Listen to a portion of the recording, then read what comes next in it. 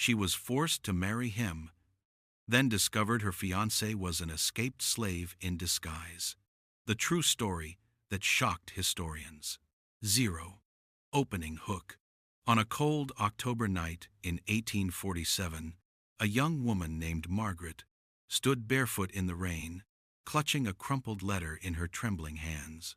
The ink was bleeding in the downpour, but she'd already read it 3 times.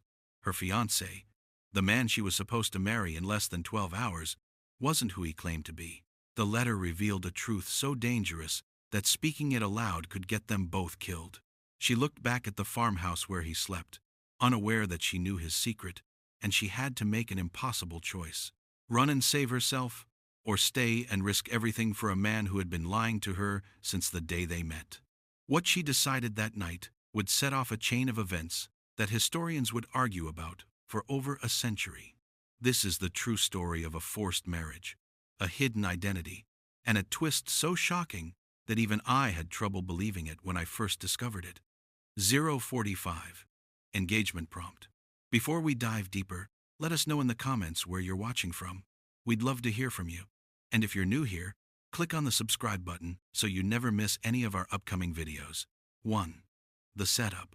Margaret Collins was 22 years old in the autumn of 1847, living in a small farming community outside of Richmond, Virginia. She wasn't born into wealth, but her family had once been comfortable, respectable even. Her father owned a modest tobacco farm, her mother kept a neat house, and Margaret had been educated enough to read, write, and dream of something more than becoming a farmer's wife. But 3 years of bad harvests had changed everything. The debt piled up, the creditors came calling, and her parents grew desperate. That's when Thomas Whitmore appeared.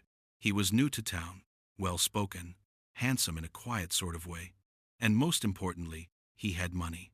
No one knew much about where he came from. He said he'd inherited land up north and was looking to settle down. Margaret's father saw an opportunity. Margaret saw a prison sentence. She didn't love Thomas. She barely knew him. But her parents made it clear she didn't have a choice. The wedding was arranged. The dress was sewn. The church was booked.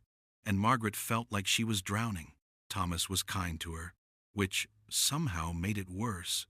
He brought her flowers. He asked about her interests. He listened when she talked about wanting to teach children someday. But there was something off about him, something she couldn't name. Sometimes his accent would shift mid-sentence, a smooth northern tone slipping into something rougher, more southern. His hands were calloused and scarred in ways that didn't